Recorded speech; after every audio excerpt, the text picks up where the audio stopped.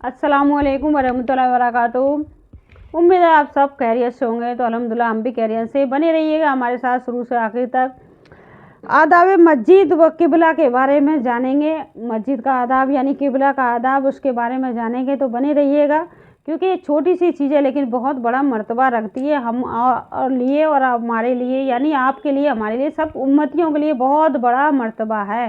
क्योंकि हमें मालूम होना चाहिए हर चीज़ के बारे में कि किस चीज़ का कितना मर्तबा है।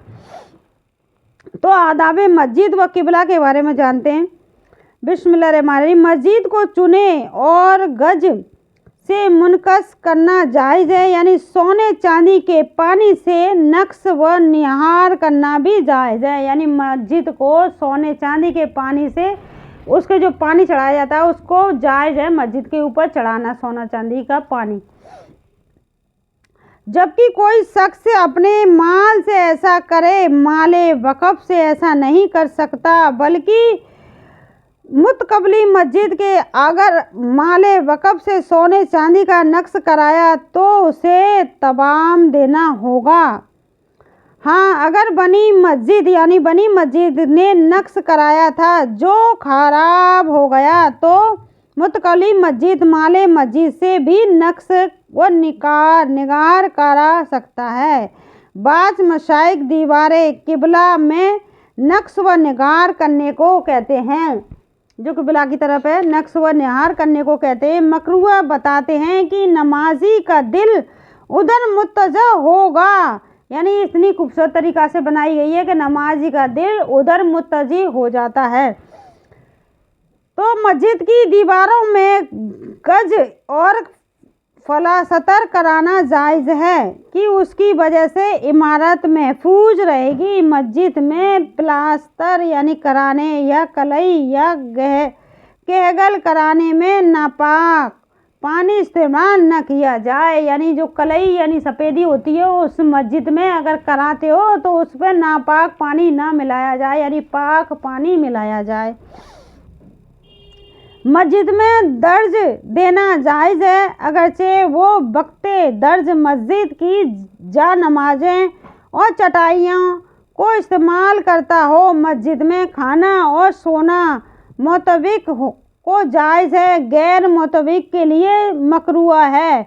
यानी मस्जिद में जो गैर मकरूह है, यानी कि अपने घर को छोड़कर दूसरा घर को छोड़कर मस्जिद के आराम की वजह से सो जाते हैं जाके, वो जायज़ नहीं है, नाजायज़ है। क्योंकि इसमें बताया है क्योंकि जो रहता है मस्जिद में उसके लिए जायज़ है, मस्जिद में सोना बैठना कुछ भी करना उसके लिए जायज़ है, क्योंकि मस्जिद की हिफाजत करता है, अज़ान लगाता है, वीरानी से बचा रहा है मस्जिद को। तो लोग बाग परेशान होकर बहुत सारे मस्जिद में पहुंच जाते हैं सोने के लिए, इसमें मना किया है। सोना मुताइज को जायज़ है, गैर मुताइज के लिए मकरूह है। यानी वो परेशान है तो सो सकता है, परेशान है, बहुत परेशानी हाल में है कि उसके यहाँ ये चीज़ की मुताइज नहीं है, यानी इतनी गर्मी में शिद्दत में रोज़ा रख रहा है, कोई भी परेशानी है, उसके घर में इतनी जगह नहीं है, वो मस्जिद में जाकर आराम कर सकता है। लेकिन अपने घर की सुविधा को छोड़कर मस्जिद में चला जाता है, उसके लिए जायज़ नहीं है। जिक्र करे या नमाज पढ़े उसके बाद वो काम कर सकता है। हिंदुस्तान में तकरीबन हर जगह ये रिवाज है कि माह रमज़ान में आम तौर पर मस्जिद में रोज़ा अफ्तार करते हैं। हिंदुस्तान में ये रिवाज है, आम तौर पर मस्जिद में ही लोग बाग रोज़ा अफ्तार करते हैं। अगर खारिज मस्जिद कोई जगह ऐसी हो कि वहाँ अफ्तार करे जब, तो मस्जिद के अफ्तार न करे, वरना दाखिल होते वक्त एहतिफाक की नियत कर लिया करे।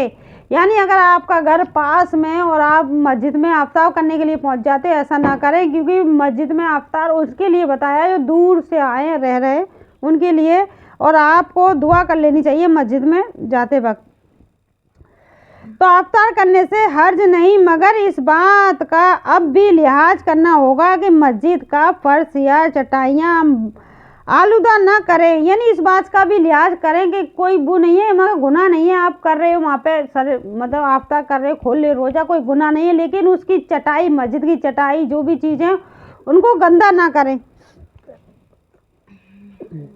मस्जिद को रास्ता ना बनाया जाए, यानी मस्जिद को रास्ता ना बनाया जाए, मसल मस्जिद को 2 दरवाजे हैं और उसको कहीं जाना है।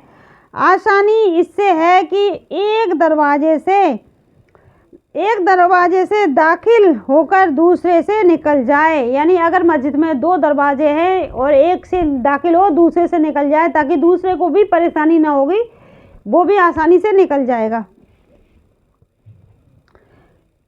अगर कोई शख्स इस नियत से गया कि इस दरवाजे से दाखिल होकर दूसरे से निकल जाएगा, तो अंदर जाने के बाद अपने इस पहल पर नादिम हुआ तो जिस दरवाजे से निकले का इरादा किया था उसके सिवा दूसरे दरवाजे से निकले। और बाज़ उलमा ने फरमाया कि यह शख्स पहले नमाज पढ़े फिर निकले, और बाज़ ने फरमाया कि अगर वो वजू है तो जिस दरवाजे से गया है उसी से निकले। मस्जिद में जूते पहनकर जाना मकरूह है। जमाए मस्जिद में तहबीज यानी बेचना नाजायज़ है। यानी मस्जिद में लोग वक्त तावीज़ जो बेचते हैं वो नाजायज़ है, मकरूह है। जमा मस्जिद में तकबिया बेचना नाजायज़ है। जमा मस्जिद में लोग बाग जो ईदगाह नमाज़ पढ़ने जाते हैं वहाँ बहुत सारी चीज़ें बेचते हैं, तावीज़ वावीज़, तो वो नाजायज़ है। जैसा कि ताबीज़ वाले किया करते हैं कि इस ताबीज़ का ये हदिया है, इतना दो और ताबीज़ ले जाओ। यानी ताबीज़ बेचते हैं कि इस ताबीज़ को लो, ये काम हो जाएगा, इतना हो जाएगा, उतना हो जाएगा, जी नाजायज़ है। मस्जिद के अक़दी निकाह करना मुतहब है। यानी अगर ये ज़रूरी है कि वक्ते निकाह शोरगुल और ऐसी बातें जो एहतराम मस्जिद के ख़िलाफ़ है, यानी मस्जिद में निकाह करना जायज़ है, लेकिन शोरगुल यानी मस्जिद में कोई शोरगुल नहीं होना है, आराम से आहिस्ता से आप निकाह कर सकते हो। मस्जिद में निकाह करना जायज़ है, यानी शोरगुल नहीं करना है। आदाब का लिहाज ना रहेगा तो मस्जिद की निकाह ना पढ़वाएगा। यानी अगर आपने मस्जिद का आदाब की निगाह ना की तो मस्जिद में निकाह नहीं पढ़वाएगा। जिसके बदन या कपड़े पर नज़ाकत लगी हो वो मस्जिद में ना आदाब का लिहाज रखे। यानी अगर किसी के कपड़ों में कोई गंदगी कोई चीज़ लगी है वो उसका लिहाज रखे, मस्जिद में ना जाए। जब मस्जिद में दाखिल हो तो सलाम करे, बशर्ते कि जो लोग वहाँ मौजूद है जिक्र व दर्स में मशगूल न हो, और अगर वहाँ कोई न हो या जो लोग हैं वो मशगूल हैं तो यूँ कहे। यानी अगर कोई लोग मस्जिद में बैठे हुए हैं और आप घुस रहे हो तो मस्जिद में सलाम करें, चाहे वो मशगूल ही क्यों ना हो किसी चीज़ में, जिक्र में, फिर भी आपको सलाम करनी है। अगर फिर ज़्यादा मशगूल हैं, वो आपको देख नहीं रहे हैं, तो फिर आपको इस तरह सलाम करनी है, अस्सलामु अलैका मिन रब्बना व अला इबादिल्लाहिस सालिहीना। यानी बहुत ज़्यादा वो मशगूल है और आपको वो देख नहीं रहे हैं, तो आपको इस तरह सलाम करनी है, अस्सलामु अलैना मिन रब्बना व अला इबादिल्लाहिस सालिहीना। तो वक्त मकरूह न हो तो 2 रकात तहतुल मस्जिद अदा करें। यानी आप अगर वो जमात खड़ी हो चुकी है और आप मस्जिद में जा रहे हो, वो जमात में इस तरह मशगूल है कि लोग बाग लेट हो जाते हैं नमाज के लिए, बाद में पहुंचते हैं, तो आपको इस तरह सलाम करनी है, अस्सलामु अलैना मिन रब्बना वाला अबादिल्लाह सालिना। फिर आप 2 रकात नमाज तहतुल वजू पढ़ लें। फिर जब तहतुल वजू अदा कर लें और ख़रीद व फरोख्त न करें, तलवार मस्जिद में ना ले जाएं। यानी तलवार मस्जिद में ना ले जाएं, मुर्गी हुई चीज़ हुई मस्जिद में ना ढूंढें। यानी जिक्र के सिवा आवाज़ बुलंद ना करें। मस्जिद में कोई भी चीज़ ऐसी ना ले जाएं जिससे आपका जिक्र आपकी वजह से किसी का जिक्र करने का ध्यान हट जाए। तो सिर्फ जिक्र करने के ही लिहाज से आप मस्जिद में जाएं। यानी मस्जिद में कोई भी चीज़ ऐसी ना ले जाएं जिससे आपकी वजह से कोई भी जिक्र से गाफिल हो जाए। जिक्र के सिवा आवाज़ बुलंद ना करें, दुनिया की बातें ना करें। यानी मस्जिद में कोई भी दुनिया की बातें ना करें, लोगों की गर्दन ना फैलाएं। यानी लोगों की गर्दनें ना फैलाएं। यानी लोगों की गर्दनें फैलाने का मतलब है कि लोग नमाज पढ़ रहे हैं आप जल्दी से टांग लंबी करी और इधर उधर निकलते हैं, उसको फलाना कहते हैं। लोगों की गर्दनें ना फलांगे, जहाँ जगह मिले वहाँ आप वहीं पे सजदा मतलब वहीं पे नमाज के लिए रुक जाएं। जगह के मुताबिक किसी से झगड़ा ना करें, यानी कोई बहुत से लोग जो समझते नहीं हैं, गंवार होते हैं लेकिन उन्हें पता नहीं होता है, फिर लोग झगड़ा करने लगते हैं कि सड़क कहते हैं, फिर वो वहाँ पे झगड़ा करते हैं। तो जगह की वजह से कोई झगड़ा ना करे, क्योंकि जहाँ भी जगह मिले वहाँ आप नमाज पढ़ सकते हो। किसी से झगड़ा ना करें, इस तरह ना बैठें कि दूसरों के लिए जगह में तंगी हो, इस तरह फैलाकर भी ना बैठें कि दूसरों के लिए तंगी हो जाए। नमाजी के आगे से ना गुजरें, यानी नमाजी के आगे से ना गुजरे। मस्जिद के थूक खखार ना डालें, मस्जिद में बहुत से लोग थूक खखार डालते हैं, ऐसे ना डालें, यानी गंदगी ना फैलाएं, मस्जिद में ना डालें।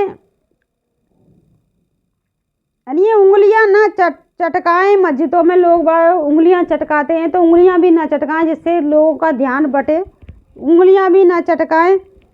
निजाजत और बच्चों पागलों से मस्जिद को बचाएं, यानी बच्चों से और पागलों से मस्जिद को बचाएं। जो पागल है उसे मस्जिद में ना ले आएं, जो बच्चे हैं छोटे छोटे उनको भी मस्जिद में ना ले जाएं।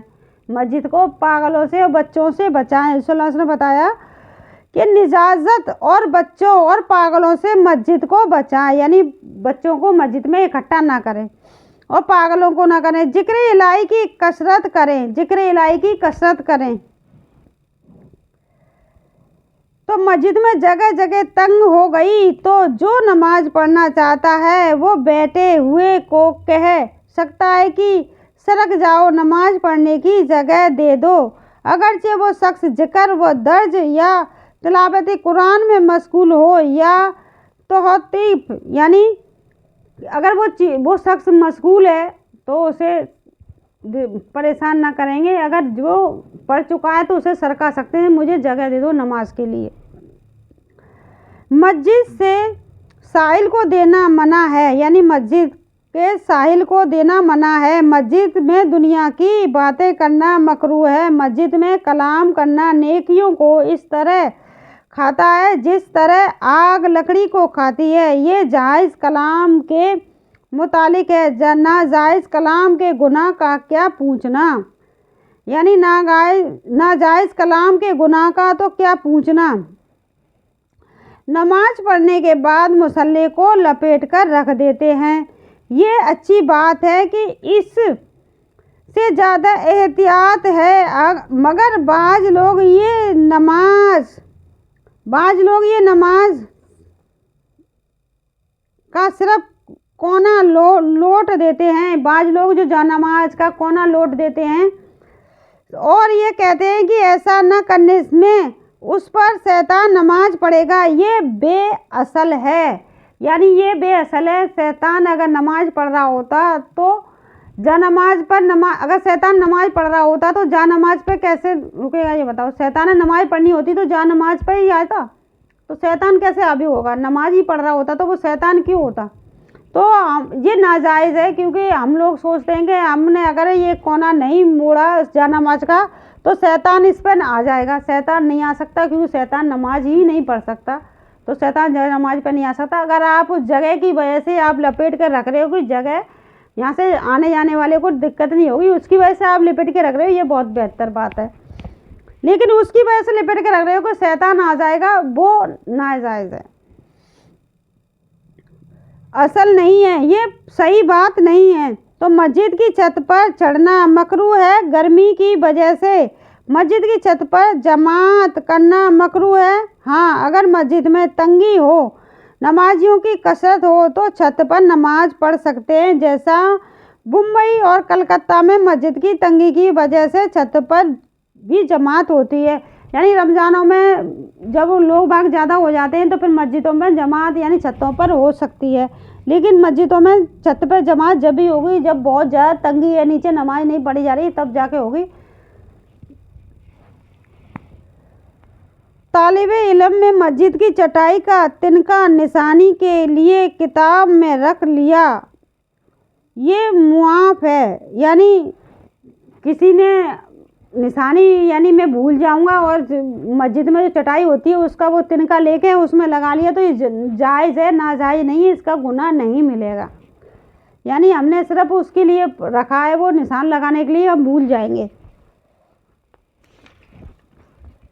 किबले की जानिब हदफ यानी निशाना बनाकर उस पर तीर मारना, ये उस पर गोली मारना मकरूह है, यानी किबले की तरफ चांद मारी करना मकरूह है।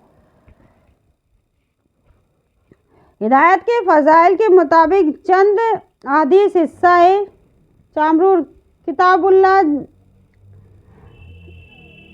जनाइज़ में जिक्र की गई है कि इलाज के मुताबिक कुछ हदीस यहाँ लिखी जाती हैं। सही बुखारी में अबू हुरैरा रज़ियल्लाहु ताला अन्हु से मरवी है कि रसूलुल्लाह सल्लल्लाहु अलैहि वसल्लम ने फरमाया, अल्लाह ने कोई बीमारी नहीं उतारी अगर उसके लिए शिफा भी उतारी है। यानी अल्लाह ने कोई भी बीमारी ऐसी नहीं उतारी जिसका इलाज नहीं, यानी अल्लाह ने उसकी शिफा भी उतारी है। जो भी बीमारी अल्लाह ताला ने दी है इंसान को, उसकी शिफा भी रखी है कुरान शरीफ में, तो उसकी शिफा भी है। तो हदीस मुस्लिम जाबिर रज़ियल्लाहु ताला अन्हु से मरवी है कि रसूलुल्लाह सल्लल्लाहु अलैहि वसल्लम ने फरमाया, हर बीमारी के लिए दवा है, जब बीमारी को दवा पहुंच जाएगी अल्लाह ताला के हुक्म से अच्छा हो जाएगा। तो इमाम अहमद व तिरमिज़ी व अबू दाऊद ने उस्मा बिन शरीफ रज़ियल्लाहु ताला अन्हु से रिवायत की कि लोगों ने अर्ज़ की, या रसूल अल्लाह हम दवा करें? फरमाया, हाँ ए अल्लाह के बंदो दवा करो, क्योंकि अल्लाह ने बीमारी नहीं रखी मगर उसके लिए शिफा भी रखी है। शिफा एक बीमारी के बुढ़ापे यानी बुढ़ापा ऐसी बीमारी है उसका कोई इलाज नहीं, अल्लाह ने तमाम बीमारी की इलाज का रखा है, यानी शिफा का जरिया रखा है। अगर उस बीमारी को वो दवा मिल जाए जिससे शिफा मिलती है, अल्लाह ताला उस बीमारी को शिफा देता है। लेकिन बुढ़ापे की कोई भी इलाज नहीं है बुढ़ापे का। अबू दाऊद अबू दादा रज़ियल्लाहु ताला अन्हा से रिवायत है कि रसूलुल्लाह सल्लल्लाहु अलैहि वसल्लम ने फरमाया, बीमारी और दवा दोनों को अल्लाह ताला ने उतारा, उसने हर बीमारी के लिए दवा मुकर्रर की, बस तुम दवा करो मगर हराम दवा मत करो। यानी तुम दवा करो, हराम दवा मत करो जिससे अल्लाह मना करता है, यानी तुम ऐसी दवा मत करो जिससे आपका दीन खराब होता है। तो इमाम अहमद, अबू दाऊद, तिरमिज़ी व इब्ने मजा ने अबू हुरैरा रज़ियल्लाहु ताला अन्हु से रिवायत की, रसूलुल्लाह सल्लल्लाहु अलैहि वसल्लम ने दवा एक खबीस से मुआवजा फरमाई। यानी तिरमिज़ी व इब्ने मजा ने उक़बा इब्ने अमीर रज़ियल्लाहु ताला अन्हु से रिवायत की कि रसूलुल्लाह सल्लल्लाहु अलैहि वसल्लम ने फरमाया, मरीजों को खाने पर मजबूर न करो कि उनको अल्लाह ताला खिलाता पिलाता है। यानी मरीजों से ज़बरदस्ती ना करो, अल्लाह ताला उन्हें खिलाता पिलाता है। जब मरीज़ का मन नहीं कर रहा हो तो मरीज़ को ज़बरदस्ती खाना ना खिलाएं, क्योंकि अल्लाह ताला उन्हें बीमारों को खाना खिलाता पिलाता है। तो इब्ने माजा ने इब्ने अब्बास रज़ियल्लाहु ताला अनुमा से रिवायत की कि रसूलुल्लाह सल्लल्लाहु अलैहि वसल्लम ने फरमाया, जब मरीज़ खाने की ख्वाहिश करे तो उसे खिला दो। ये हुक्म उस वक्त है कि खाने का इस्तिहा सादिक हो, यानी खाने की सच्ची ख्वाहिश हो। यानी उस वक्त हुक्म है बीमार को खाना खिलाना, उसे बहुत ही शिद्दत से यानी ख्वाहिश लग रही है कि मुझे ये खाना खिला दो, मुझे बहुत तड़प लग रही है यानी भूख लग रही है, तो उस वक्त उस बीमार को खाना खिलाए, नहीं कि अल्लाह ताला उस बीमार को खाना खिलाता है, इसलिए आपको फ़िक्र करने की ज़रूरत नहीं है। तो अबू दाऊद ने उसमें मुजीर बिनते कैस रज़ियल्लाहु ताला अन्हुमा से रिवायत की कि कहती हैं कि रसूलुल्लाह सल्लल्लाहु अलैहि वसल्लम हज़रत अली रज़ियल्लाहु ताला अन्हु के साथ मेरे यहाँ तशरीफ़ लाए तो हज़रत अली को निकाहत कमज़ोरी थी, यानी हज़रत अली को निहायत कमज़ोरी थी, बहुत ज़्यादा कमज़ोर थे। तो यानी बीमार से अभी अच्छे हुए थे तो मकान में खजूर के खोसे लटक रहे थे, हुजूर ने उनमें से खजूरें तनावुल फरमाई। हज़रत अली ने खाना चाहा, हुजूर ने उनको मना किया और फरमाया कि तुम नकिया कमज़ोर हो। कहती है कि जो और चुकंदर पकाकर हाजिर लाई। यानी जौ और चकुंदर बीमार के लिए बताया। खजूर बहुत ताकतवर होता है, इसलिए खजूरों की मना कर दी हजरत अली के लिए, क्योंकि तुम निहायत ही कमज़ोर हो, तुम हमें खजूरों को पचा नहीं सकते। तो बीमार के लिए चुकंदर और पकाकर हाजिर लाई। हुजूर ने हजरत अली से फरमाया, इसमें से लो, यानी ये तुम्हारे लिए नफ़ा है, फ़ायदा देने वाली है। इस हदीस से मालूम हुआ कि मरीज़ को परहेज़ करना चाहिए, जो चीज़ें उसके लिए मुजिर हैं उससे बचना चाहिए। यानी जो चीज़ मरीज़ के लिए नुकसानदायक है, मरीज़ को उस चीज़ से बचना चाहिए। जो फ़ायदेमंद है मरीज़ को वो खाना चाहिए। इमाम अहमद व तिरमिज़ी व इब्न माजा ने अस्मा बिनते उमैद रज़ी अल्लाह ताला अन्हा से रिवायत की कि उन्होंने अर्ज़ की, या रसूलल्लाह, औलाद जफ़र को जल्द नज़र लग जाया करती है। यानी मेरी औलाद जफ़र को जल्द नज़र लग जाया करती है। तो अर्ज़ की, या रसूलल्लाह, तो क्या झाड़ फूंक करवाऊँ? यानी रसूलुल्लाह से पूछा कि मेरी औलाद को जल्दी से जफ़र को नज़र लग जाया करती है, या रसूलुल्लाह मैं झाड़ फूंक करवाऊँ? तो झाड़ फूंक करवाऊँ? तो फरमाया, हाँ, क्यों? अगर कोई चीज़ तकदीर से सबकत ले जाने वाली होती है तो नजरे बद सबकत ले जाती है। यानी नजरे बद सबकतें ले जाती है। सही बुखारी मुस्लिम में हजरत आयशा रज़ी अल्लाह ताला अन्हा से रिवायत की कि रसूलुल्लाह सल्लल्लाहु अलैहि वसल्लम ने नजरे बद से झाड़ फूंक कराने का हुक्म फरमाया। यानी नजरे बद लग जाती है तो झाड़ फूंक, यानी मौलवी पर आप फूंक करवा सकते हो। झाड़ फूंक ये नहीं कि आप वो बाबा वो जहाँ पे पहुँच जाओगे झाड़ फूंक करवाने के लिए, नहीं कि मौलवी जो दम करता है आप मौलवी के पास जाकर दम करवा सकते हो, क्योंकि आप खुद नहीं कर सकते। खुद आप पर कलाम आता है तो खुद कर सकते हो। तो सही मुस्लिम में जाबिर रज़ी अल्लाह ताला अन्हु से मरवी है कि जब रसूलुल्लाह सल्लल्लाहु अलैहि वसल्लम ने झाड़ फूंक से मना फरमाया और हमारे पास बिच्छू का झाड़ है और उसको हुजूर के सामने पेश किया, इरशाद फरमाया, उसमें कुछ हर्ज नहीं, जो शख्स अपने भाई को नफ़ा पहुंचा सके नफ़ा पहुंचाए। सही मुस्लिम में औफ बिन मालिक अशहीद से रिवायत है, कहते हैं कि हम जालियत में झाड़ा करते थे। हुजूर की खिदमत में अर्ज़ की, या रसूलल्लाह, हुजूर का इसके मुतालिक क्या इरशाद है? फरमाया कि मेरे सामने पेश करो, झाड़ फूंक में हर्ज नहीं जब तक कि उसमें शिरक ना हो। यानी झाड़ फूंक में कोई भी हर्ज नहीं जब तक उसमें शिरक ना हो। यानी शिरक यानी किसी भी चीज़ में अल्लाह के अलावा कोई और चीज़ उसमें शामिल ना हो, सिर्फ अल्लाह के कलाम से ही आप झाड़ फूंक कर सकते हो।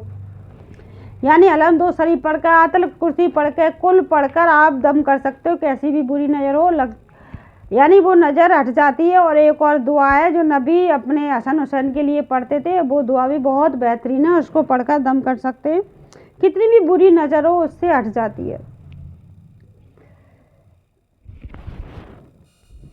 तो ये वाली दुआ हसन हुसैन को अल्लाह ताला हजूर सल्लल्लाहु अलैहि वसल्लम जब नज़र लग जाती तो पढ़कर बताया करते थे। तो चलिए हम पढ़कर बताते हैं। बिस्मिल्लाहिर्रहमानिर्रहीम। अल्लाहुम्मा जल सुल्तानिल अज़ीमी जल मनिल कदीमी जल वज़ील करीमी वलियल कलिमाते तमाते व दावत मुस्तजबाते। आबिल हसन लिख रहा है, उस पर आप अपने बच्चे का नाम हसन की जगह पे, हसन हुसैन की जगह पे आप अपने बच्चे का नाम पढ़कर मिन अनपोसिल जिन्ने वल आयुनसिल इनसे, यानी अपने बच्चे का नाम पढ़कर उसको दुआ कर सकते हैं। तो इससे बहुत ही जल्दी नज़र हट जाती है। चाहे कितनी भी बुरी नज़र हो आपके बच्चे को लगी है, कितना भी बीमारी हो, उससे आप यकीन के साथ इस दुआ को पढ़ोगे तो आपके बच्चे की नज़र हट जाएगी इंशाल्लाह। यानी सिर्फ शिरक ना शामिल हो, उसमें सिर्फ अल्लाह का कलाम हो, उसमें आप झाड़ फूंक कर सकते हो। नबी सल्लल्लाहु अलैहि वसल्लम कहा उसमें शिरक ना हो। झाड़ फूंक में आपके बच्चे को नज़र लगी है तो सिर्फ अल्लाह का कलाम हो, उसमें झाड़ फूंक में शिरक ना शामिल हो। हुजूर को पसंद थे और बुरे नाम न पसंद थे। अबू दाऊद ने बरीदा रज़ी अल्लाह ताला अन्हु से रिवायत की कि नबी करीम सल्लल्लाहु ताला अलैहि वसल्लम किसी चीज़ से